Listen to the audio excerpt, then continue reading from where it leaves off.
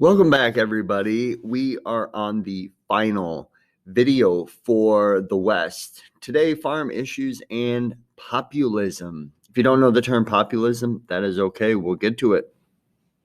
Vocabulary for today: populist party. There's another version of the word populism. If you see popular in there, that's a positive thing. And then the Farmers Alliance. We start off with a visual right away today. At the top, falling prices of farm crops. This is important to note, especially if we look at the period of time. Keep in mind from the last video, 1873 is the start of a panic or a depression that occurs in the United States. And leading up to that depression, we see crop prices have fallen and they stay low and continue to dip well into the 1890s. So why is that important to note those farm prices and how they are falling? It's because we see rising farmer debt, but it's not just because of falling crop prices. Instead, railroads have their own role in this. So we're going to follow this little graphic here. At the top, it says farmers grow crops. So this is just basic farming understanding. They grow crops and then they need to send them to market. And as we move along the circle here, railroads are the entity. They're the businesses that are going to control the farmers and their access to markets.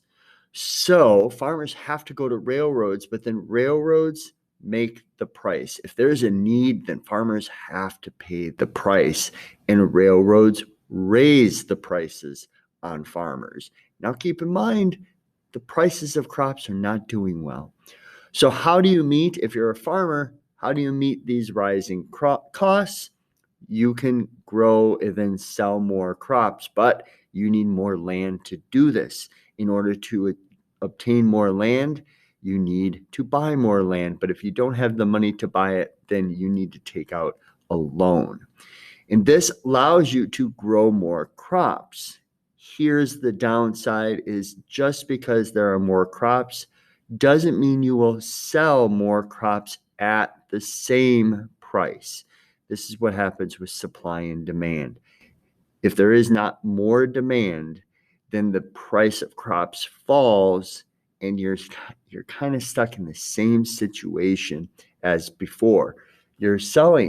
Maybe you're selling more crops, but it's for less money and you break even, but you've taken on more debt. So what's the answer to that? Maybe you buy more land to sell more crops, and it's just a terrible cycle that the farmers can find themselves in. The railroads could help out more, but we're in the Gilded Age, and we see that railroads need to raise prices, or at least they feel the need to raise prices.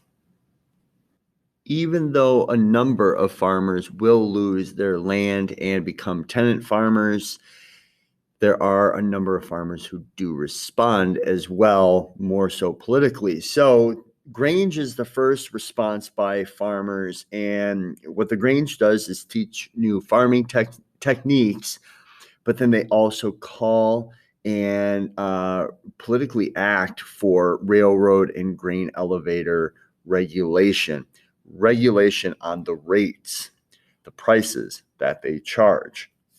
And that ends up giving way to the Farmers Alliance. And there are a number of Farmers Alliances found throughout the nation, such as the Southern Farmers Alliance, the Georgia Alliance, the Colored Farmers Alliance.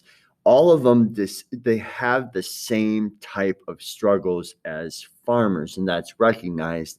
Still, there is a struggle to come together based on race. They can't get along in that sort of way, so they remain segregated still, if you will. Okay. There's still no cohesiveness between each of these, but it does show the growth of the farmers and their movement, and it grows into something even bigger these regional alliances end up developing into the populist movement and even the populist party. So the populist movement and its aims, they one are fighting low prices of their goods. And what they want to do is have the coinage of silver.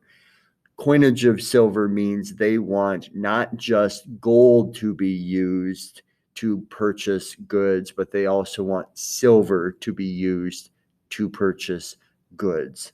That makes those who are in debt more wealthy. Finally, the second thing that they have an aim for is to fight the high costs that are put in place. Well, they want to fight high costs of the railroads, of grain elevators. They want to fight the high costs of those. And to do this, they want government ownership of railroads. That'd be a pretty significant move as well. Ultimately, the impacts of the populist party are the following. One, they're an impactful third party. So by the time we get to the 1890s, which is when the populist party comes into being, it's a powerful third party, Democratic Party, Republican Party, and then the populist party. Next, increasingly, political parties campaign directly to the people. So the populist party is about, any populist party is about the popular sentiment of the people. And that's what this movement did. It was started by the people. It was very grassroots. It was directed and campaigned at the people, directly to the people. So that is something that will be used more often from here on out, is reaching directly to the people.